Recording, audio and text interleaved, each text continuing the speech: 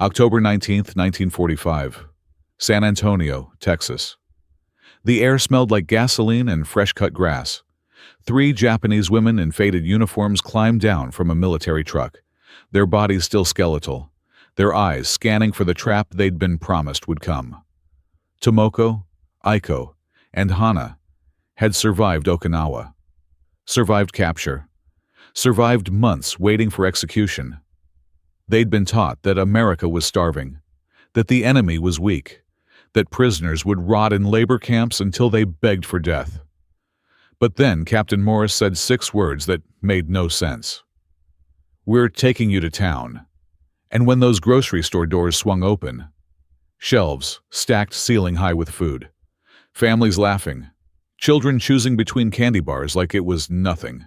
No ration lines, no guards hoarding supplies, just abundance they were told didn't exist. Tomoko's knees buckled. Aiko covered her mouth. Because if the supermarket was real, what else had been a lie? But before we dive in, if you want to hear more incredible untold stories from history that'll completely change how you see the past, smash that subscribe button right now. And drop a comment telling me what city you're watching from. I love seeing how far these stories reach across the world. September 12th, 1945. The truck bed rattled over Texas hardpan, and Tomoko Nakamura kept her spine rigid against the metal slats, refusing to let the jolts break her posture. Beside her, Aiko Tanaka gripped the bench with white knuckles, and Hana Yoshida sat with her hands folded in her lap, eyes fixed on nothing. They wore what remained of their nurse uniforms, fabric worn thin as paper, stained with salt and blood and the red dust of Okinawa. The September heat pressed down like a hand, but after months of violent humidity, the dry Texas air felt like breathing through cotton. Tomoko had stopped counting days.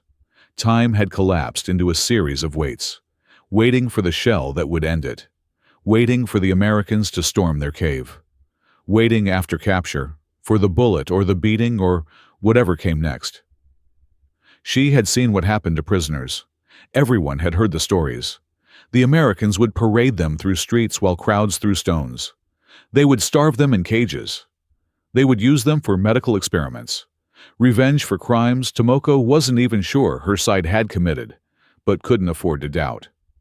The truck slowed, then stopped. Through the canvas opening, she glimpsed low buildings, neat rows of barracks painted the color of sand. A sign in English she couldn't read. Armed guards at a gate. This was it then. The camp they'd been promised would break them. A young soldier appeared at the tailgate, face sunburned and serious. He said something in English, gestured for them to climb down. Tomoko went first, joints stiff, testing each step for treachery. Her feet hit solid ground. No one grabbed her. No one shouted. The soldier simply pointed toward a building with a red cross painted on the door. Inside, the air was cooler. Electric fans hummed in corners. A woman, in a crisp uniform, stood behind a table lined with cardboard boxes, each tied with string. She had dark hair pinned back severely and eyes that cataloged them with the efficiency of someone conducting inventory. When she spoke, her English came through a Japanese man in an American uniform who stood beside her, translating with a voice that gave away nothing. Each of them would receive a care package, he said. Basic supplies for their stay. They were to be processed, given medical examinations, assigned quarters. There would be work available if they chose it. Payment in camp scrip. Letters home would be permitted through the Red Cross. Tomoko barely heard the words. She was staring at the box the woman placed in her hands. Cardboard, surprisingly heavy, tied with brown string. For a moment, she thought it might explode. They did that, didn't they? Gave you something and waited for you to open it and then. Aiko had already untied hers. Her breath caught, a small, desperate sound. Tomoko looked down into her own box. A bar of white soap wrapped in paper. A toothbrush, the bristles perfect and unused. Cloth packets she recognized after a moment as sanitary supplies. A brown envelope labeled in English she couldn't read, and at the bottom, wrapped in waxed paper, a rectangle of chocolate. Her hands began to shake. This was mockery. It had to be. They were being given these things so the loss would cut deeper when they were taken away. Or the soap was lye that would burn their skin. Or the chocolate was poisoned. Or this was all theater, a setup for photographers, and afterward the real treatment would begin. But Aiko had opened the chocolate. She held a small square to her nose, eyes closed, and something like grief crossed her face. Tomoko wanted to slap it from her hand, wanted to scream at her, not to be so stupid, so trusting, so weak. Instead, she stood frozen, the box growing heavier in her arms. Hana accepted hers, without expression. She looked at the contents the way she'd looked at everything since capture, as if viewing it from a great distance, barely present. She set the box on the table and said in Japanese, her voice like stones, "When can we send letters?" The translator conferred with the woman, who consulted a clipboard. Within the week, once they were formally processed, names would be sent to Tokyo through neutral channels. Responses, if any came, would be forwarded, if any came. Hana's children were in Hiroshima with her sister. She had written down the address on the form they'd been given on Okinawa, her hand steady, even as her world ended. No one had told her anything. No one would tell her anything. The city had been bombed. Everyone knew that much. But the details were rumors and whispers and silence. That night, they were led to a barracks designated for female prisoners. It was clean. The bunks had mattresses, thin blankets, but blankets, a latrine with actual plumbing, windows with screens to keep out insects, but no bars. Tomoko checked every corner for cameras, for hidden guards, for whatever mechanism would spring the trap. The other women in the barracks were quiet, exhausted, speaking in whispers if they spoke at all. No one asked questions. Everyone had learned that answers only brought more pain. After lights out, Tomoko lay rigid on her bunk and listened to the Texas night. Crickets, wind, the distant sound of a train, no artillery, no screaming, no planes overhead. The silence was worse than noise. It left too much room for thinking. A radio crackled to life somewhere in the building. Japanese voices, staticky but clear. A broadcast from somewhere, she couldn't tell where. The announcer spoke about American plans for prisoners of war, slave labor in radiation zones, revenge for Pearl Harbor, experiments. They would use every prisoner until there was nothing left to use. Tomoko felt her chest tighten. There it was. The truth under the soap and chocolate. She had known. Of course she had known. Beside her, Aiko made a small sound, maybe a prayer, maybe just fear. Hana said nothing. The next morning brought their medical screening. The woman who conducted it was in her 40s, Chinese-American by her features, with hands that moved efficiently through examinations and paperwork. Ruth Chen, the translator said, Red Cross volunteer. When she checked Hana's blood pressure, her fingers trembled slightly against Hana's wrist. When she noticed the engraving on Hana's wedding ring, a naval insignia, her jaw tightened. Tomoko saw it clearly. This woman had lost someone, lost them to Japan, to the war, to people like them.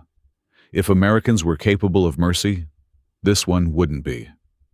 That afternoon, sitting with Aiko and Hana in a corner of the barracks yard, Tomoko spoke quietly, urgently. Don't trust the kindness. It's bait. They're waiting for us to feel safe, and then it starts.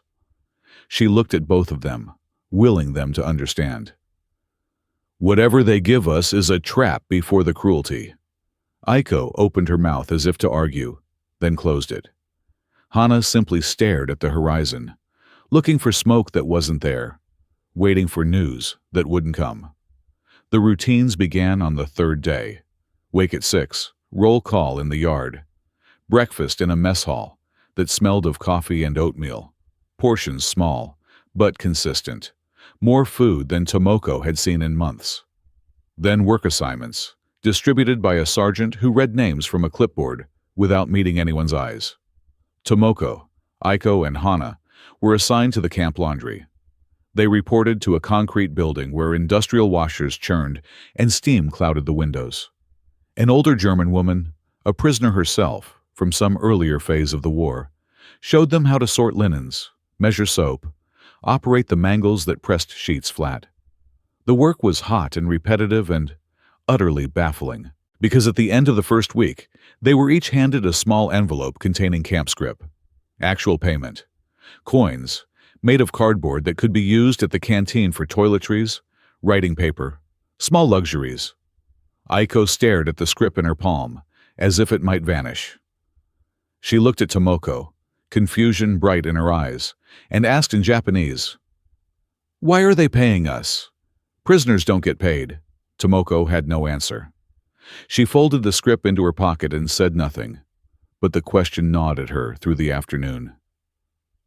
That evening, when the translator made his rounds to check if anyone needed medical attention or had questions about the rules, Aiko gathered her courage. She asked him directly, her voice small but steady. "Why do they pay us?" The translator, Sergeant Tanaka, paused. His face was careful, neutral, the expression of a man who had learned not to show too much. He said he would ask Captain Morris. 2 days later, the answer came. Geneva Conventions, international law governing the treatment of prisoners of war. Work must be compensated. It was not kindness. It was regulation. Tomoko scoffed when she heard it. She was folding sheets in the laundry, her hands moving automatically while her mind churned. Laws in war meant nothing. She had seen officers ignore orders when convenient. She had watched rules dissolve under pressure. On Okinawa, in those final weeks, there had been no Geneva Conventions, no regulations, only survival and chaos, and the understanding that whoever held the gun made the rules. This payment was performance, theater for inspectors who would never come. Sooner or later, the pretense would drop. But the scrip kept coming, every Friday, paid for work that wasn't even particularly hard, in a building with electric lights and running water and a roof that didn't leak. Meanwhile, Ruth Chen continued her medical rounds with the same clipped efficiency. She checked pulses and temperatures, administered vitamin injections for the malnutrition most of them carried, updated charts without commentary. Professional, distant, polite in a way that was more frightening than cruelty because it suggested control, restraint, something held tightly in check. One morning in late September, Hana collapsed while carrying a basket of wet linens. She went down without sound, simply folded at the knees and crumpled. Aiko screamed for help. Ruth arrived within minutes, her medical bag already open, her hands moving through assessments with practiced precision. "Anemia," she said through the translator. "Severe malnutrition compounded by stress.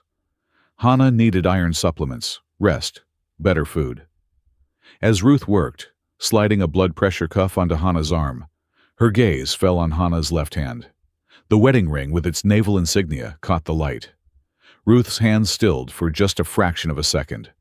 Her jaw tightened. Then she continued, professional once more. But Tomoko saw the tremor in her fingers as she recorded Hana's vital signs. This woman was barely holding herself together. Tomoko recognized it because she understood it. Rage and duty locked in the same body, pulling in opposite directions. Ruth Chen had lost someone important. And here she was, required by her Red Cross oath to save the people whose country had destroyed her family. Tomoko felt no sympathy, only a grim vindication. See, even their mercy had limits. Even their laws couldn't override what lived underneath. That afternoon, while Hana rested in the barracks under orders, Aiko ventured to the canteen to buy writing paper with her scrip. She passed a young guard on the way, barely older than 20, freckled and homesick looking. He nodded at her. She froze, then managed to say in halting English the words she'd practiced silently for days. "Thank you. For food." He blinked, surprised, then smiled, awkward and genuine, and reached into his pocket, pulled out a Hershey bar, the brown wrapper familiar from the care packages, held it out to her. Aiko's hand lifted automatically to accept it. And then Tomoko was there, moving faster than thought, slapping the chocolate from the guard's hand. It hit the dirt and lay there, a small brown rectangle in the dust. The guard stepped back, startled. Tomoko pulled Aiko away, her grip tight on the younger woman's elbow, and hissed in Japanese, "Don't humiliate yourself. Don't beg from them." Aiko's face crumpled. She said nothing, just let herself be led back to the barracks. But her shoulders shook. That night, after lights out, Aiko wept. She tried to muffle the sound in her thin pillow, but the barracks were quiet enough that every sob carried. Hana, from the bunk beside her, reached out and took her hand, held it in the darkness without speaking. Aiko clung to her like a drowning person clings to driftwood. Tomoko lay on her own bunk and stared at the ceiling, her jaw clenched so hard her teeth ached. She told herself she had done the right thing, that accepting gifts from the enemy was the first step toward forgetting who you were, what you owed the dead, where your loyalty belonged. That kindness was a weapon more insidious than cruelty because it made you complicit in your own defeat. But she couldn't stop seeing Aiko's face, the hope in it, brief and fragile, before Tomoko had crushed it. In the bunk below, she heard Hana whisper something too quiet to make out. Aiko whispered back. Tomoko closed her eyes and tried not to hear, tried not to think about the fact that the chocolate bar had been real. The guard's smile had been real, and she had destroyed both because she didn't know how to hold them without breaking. The Geneva Conventions said prisoners must be paid, must be fed, must be allowed to write home. The Americans followed these rules with a precision that felt like accusation. Every act of compliance was a mirror held up to everything Japan had not done, could not do, would not do.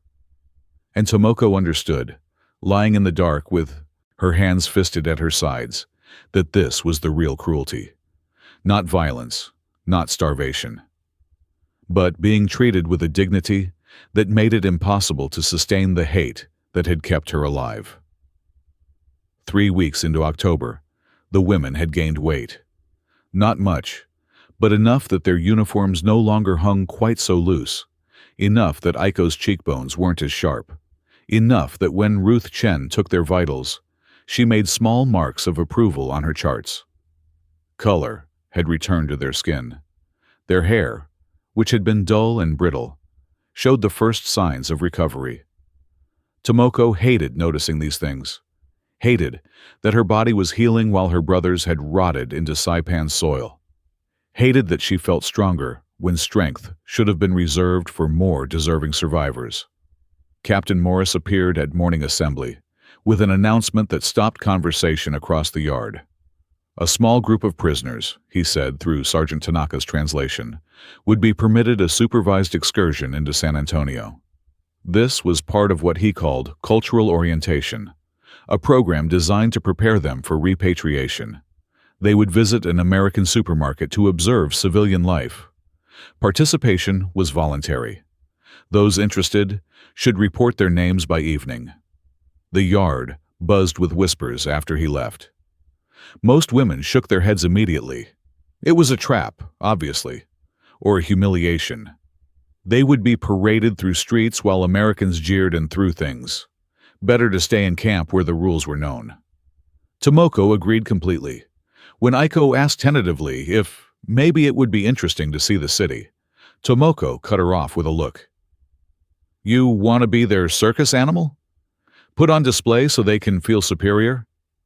But Hana, who had been silent and distant since her collapse, spoke quietly. "I want to see." Tomoko turned to stare at her. "Why?" Hana's eyes were hollow, but her voice was steady. Because I want to know what the world looks like before I go home to whatever's left. Aiko looked between them, torn.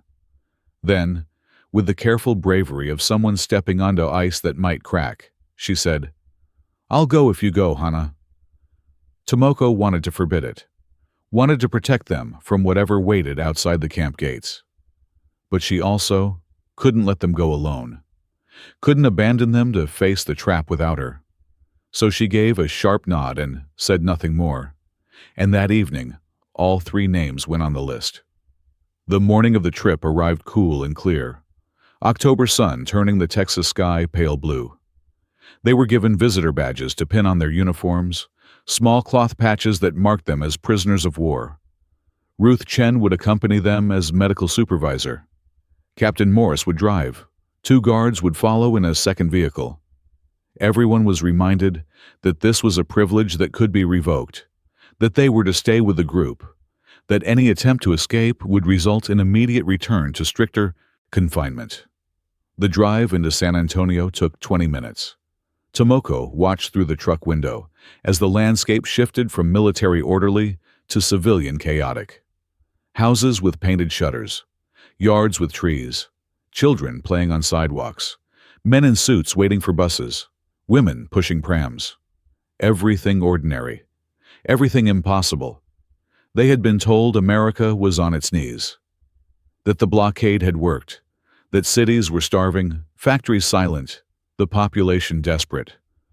The propaganda had shown breadlines, riots, chaos. But here were people walking without urgency, well-dressed and well-fed, going about their Saturday morning, as if the war had been someone else's problem in someone else's country. The truck pulled into a parking lot beside a building with huge glass windows and a sign that read Piggly Wiggly in cheerful red letters. Captain Morris parked and came around to open the tailgate. His face was neutral but watchful. He said something to Sergeant Tanaka, who translated. "Stay together. Don't touch anything unless given permission. This is an observation visit." They climbed down, walked across hot asphalt, approached the glass doors that slid open automatically, a small mechanical magic that made Aiko gasp. And then they stepped inside. The world stopped. Shelves stretched toward a ceiling impossibly high, stacked with goods in neat, colorful rows. Canned vegetables, canned fruit, canned meat. Bread wrapped in waxed paper, dozens of loaves. Fresh produce in bins, apples and oranges and lettuce, piled in abundance. A butcher counter with cuts of beef and pork and chicken visible behind glass. Cereal boxes in bright cardboard. Jars of peanut butter. Sacks of flour and sugar and rice. Rows of milk bottles sweating condensation in refrigerated cases. And people. Families moving through the aisles with metal carts. Children riding in the front seats. Mothers comparing prices. Fathers carrying baskets. No guards. No ration cards visible. No lines stretching out the door. Just people shopping on a Saturday morning. Casual and calm, as if this ocean of food was normal. Tomoko felt her knees buckle. She caught herself on a shelf, her hand landing on cans of tomato soup, stacked 6 deep. Her vision blurred. This couldn't be real. This was a setup, a staged propaganda film set. Actors playing shoppers in a fake store designed to break her. But the woman passing with a cart full of groceries was real. The baby in her arms was real.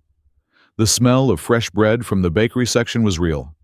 The voices, American accents calling to each other across aisles, were real. Beside her, Aiko had both hands pressed to her mouth, eyes flooding.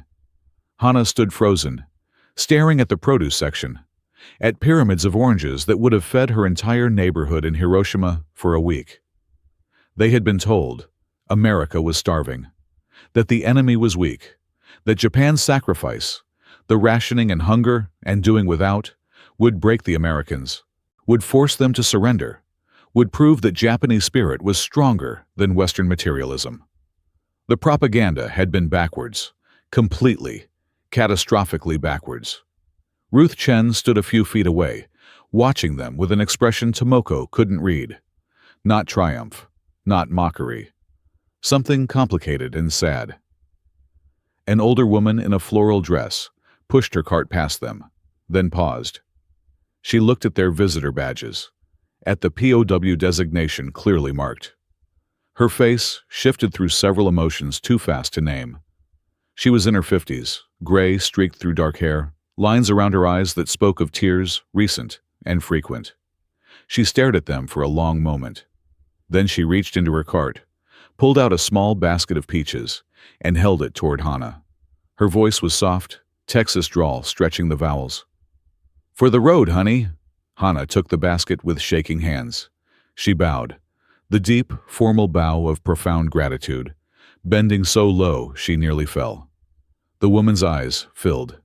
She turned quickly and walked away, moving fast toward the checkout lanes, her shoulders tight. Captain Morris appeared beside them. He said nothing, just stood quietly while they tried to breathe. Tomoko couldn't stop shaking. Everything she had believed, everything she had used to make sense of the war and the suffering and the deaths, was crumbling like sand. If this was what America looked like, if this abundance was real, then what had they been fighting for? What had her brother died for? What had any of it meant? They walked through the rest of the store in silence, past the cereal aisle, the canned goods, the dairy section. Every aisle was another hammer blow, every shelf another piece of the lie exposed. When they returned to camp that afternoon, the three women sat together in the barracks, the basket of peaches between them on Hannah's bunk. No one spoke for a long time. The other prisoners gave them space, sensing something had broken or shifted or changed. Finally, Aiko whispered, "What if everything we were told was—" "Don't!" Tomoko snapped. But her voice cracked on the word, splintered and desperate. Hannah picked up a peach, held it like something sacred, bit into it slowly. Juice ran down her chin. She closed her eyes and for the first time since Okinawa, she smiled. It was small and broken and real. "It tastes like when my son was born," she said softly. "Like the summer we had enough. Like before." For 3 days after the supermarket, something fragile and cautious bloomed in the barracks. Not quite hope, but perhaps the possibility of hope. Aiko asked Sergeant Tanaka if he could teach her more English words. Hannah began eating her meals more slowly, as if tasting them for the first time. Even Tomoko felt the edges of her certainty softening, though she fought against it, clinging to old convictions because they were all she had left to hold.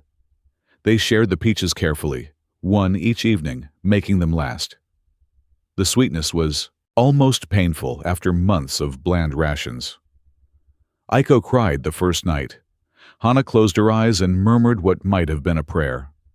Tomoko ate hers in silence, the fruit dissolving on her tongue like forgiveness she didn't know how to accept.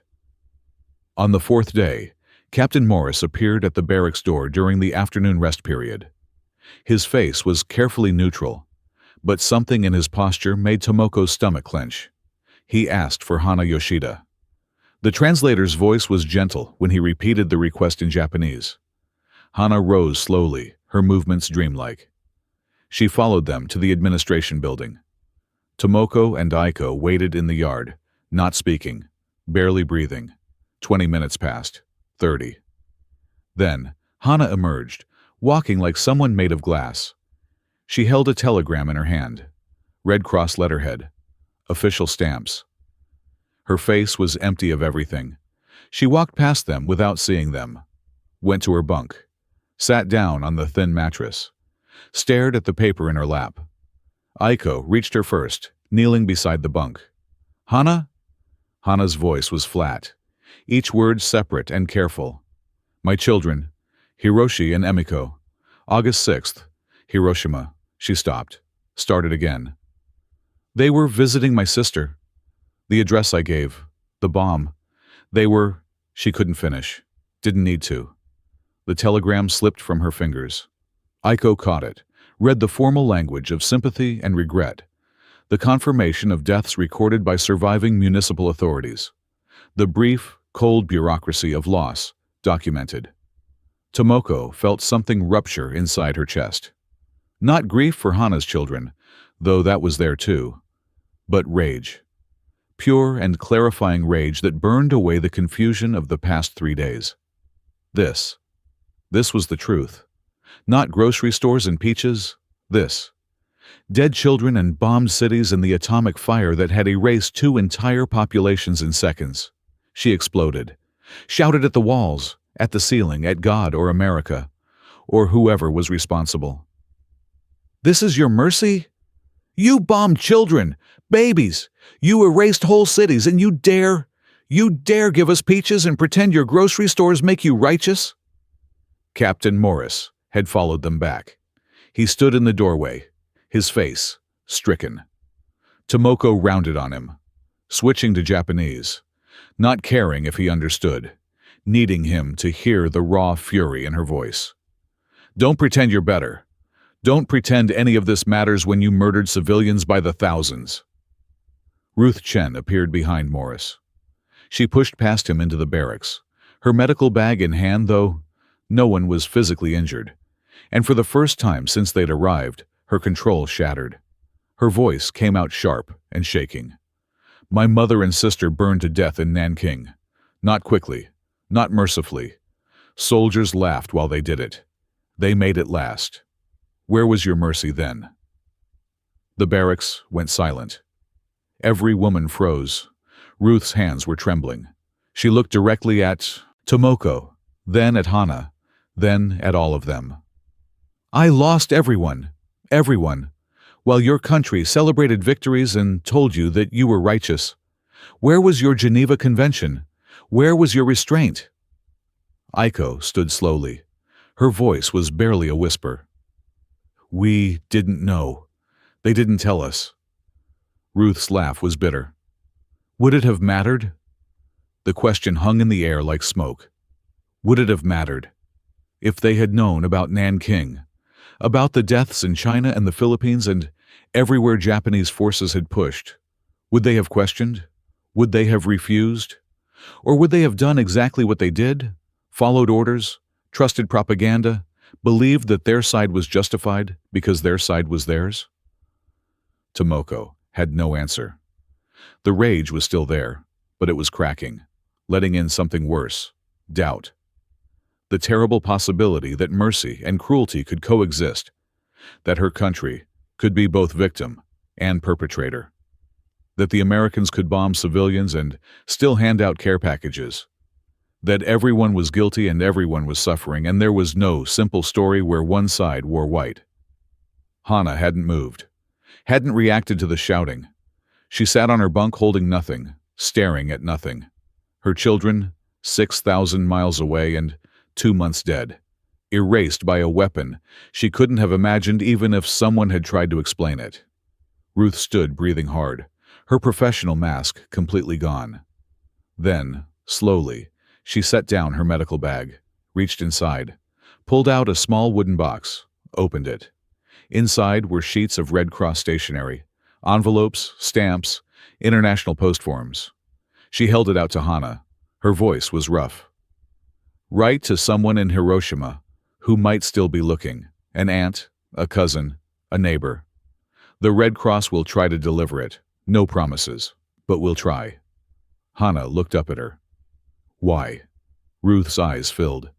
Because my mother would have wanted someone to do the same for me. Because I spent 5 years hating everyone who looked like you, and it didn't bring them back. Because mercy is all we have left, and if we don't practice it now, what was any of this for? She set the box on the bunk beside Hana. Her hands were still shaking. She turned to leave, then paused, looked back at all of them. I don't forgive what happened to my family. I can't. Maybe I never will. But I'm so tired of hate being the only language I speak. She walked out. Captain Morris followed, his hand briefly touching her shoulder as they passed through the door. The barracks remained silent. Hana picked up the box of stationery, held it carefully. Aiko sat beside her, not touching, just present. Tomoko stood frozen, her rage bleeding out and leaving only exhaustion. She thought about the woman with the peaches, about her son at Iwo Jima, about whether that mother had screamed at walls when the telegram came, about whether she had broken things or gone silent, or found some way to keep living in a world that had taken everything. Tomoko moved slowly to her own bunk, sat down. Her voice came out hoarse. The woman with the peaches. Captain Morris, he told us. Her son died at Iwo Jima. Aiko's head turned sharply. Even Hana seemed to surface slightly from her grief.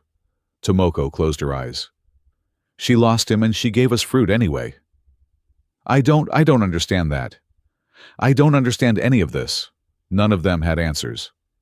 They sat in the failing afternoon light while outside. Life continued. Guards changed shifts. Dinner was prepared. The sun moved toward the horizon.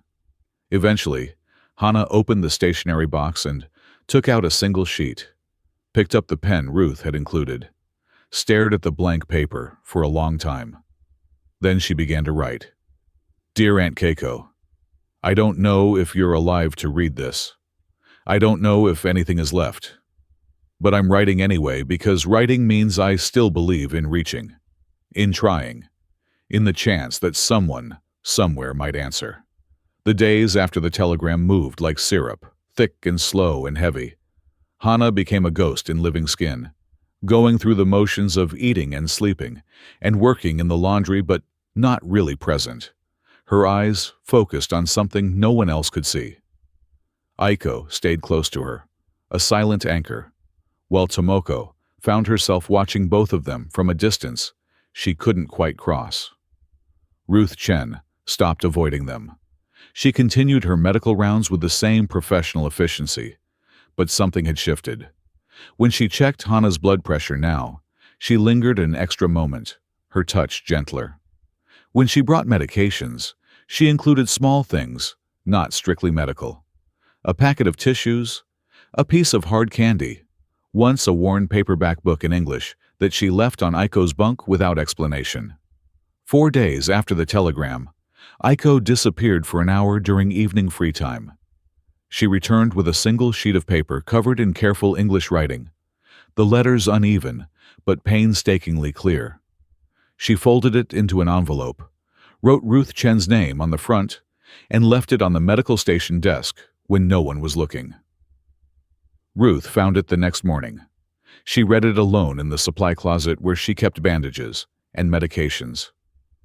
The letter said, I cannot give back what was taken from you.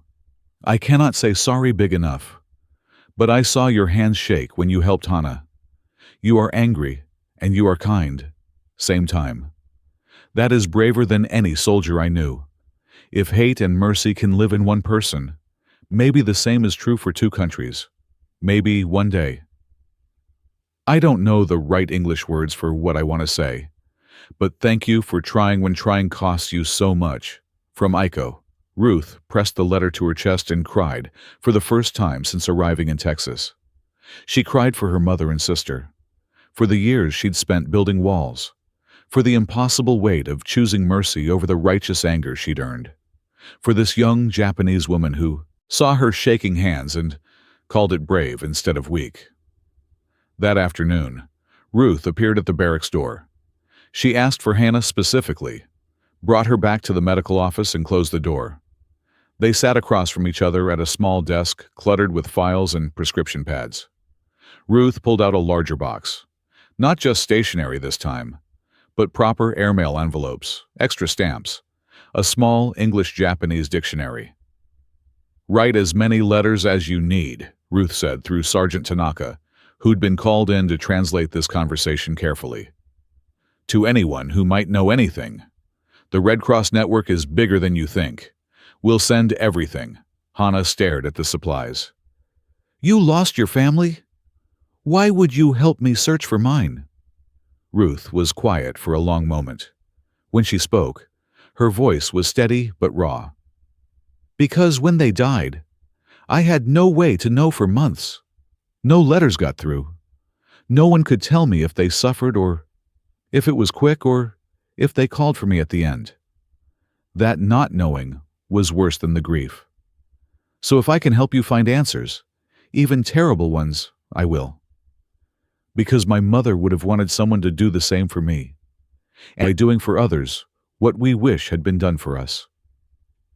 Hannah's hands trembled as she accepted the box. She bowed her head, not the formal bow of courtesy, but something deeper, and Tomoko found herself standing outside Captain Morris's office. She didn't remember deciding to come.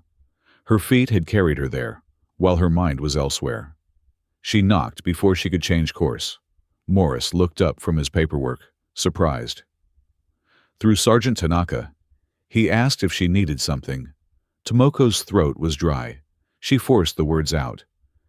The woman, at the supermarket, the one who gave us the peaches. What was her name? Morris studied her carefully. Dorothy Fletcher. Why? Her son. You said Iwo Jima. Tommy Fletcher, 19 years old, died in March. Morris's voice was even, but something passed across his face. Some recognition of where this was going.